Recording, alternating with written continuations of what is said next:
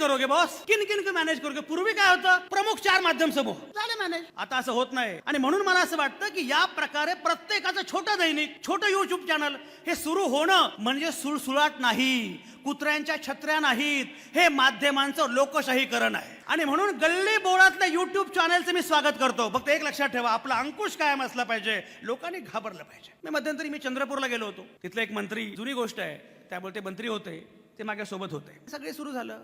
कार्यक्रमाला कोण, मंत्री. कार्यक्रमाला कोण, जिल्हा परिषदेचे सीईओ. कार्यक्रमाला कोण, कलेक्टर. सगळ्यांची मी सांगितलं, मंत्री होते पण मी सांगितलं प्रोटोकॉल काही असेल, पत्रकार दिनाच्या कार्यक्रमामध्ये संपादक शेवटी बोलणार. मंत्र्यांचं भाषण झालं, मी उभा राहिलो. मी म्हटलं मला असं लक्षात आलं की ते सीईओ असं म्हणाले जिल्हा परिषदेचे की पत्रकार खूप चांगले आहेत. कलेक्टर म्हटले पत्रकार खूप चांगले आहेत. एसपी म्हटले पत्रकार खूप चांगले आहेत.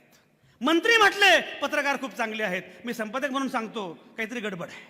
सगळ्या व्यवस्थेला तुम्ही चांगले कसे काय वाटता? तुम्ही डोळ्यात खुपलंच पाहिजे, अंकुश असला पाहिजे. मी तुम्हाला म्हटलं ना, एक लक्षात घ्या, रेव्हेन्यू मॉडेल तुमच्या इतकंच मला पण कळतं. सगळं सोंग करता येतं पण पैशांचं सोंग करता येत नाही. पोट भरल्याशिवाय बाकी सगळं, हे सगळं मला मान्य आहे. पण मी तुम्हाला सांगतो पैशाचं सोंग सुद्धा करण्यासाठी आधी दबदबा असला पाहिजे.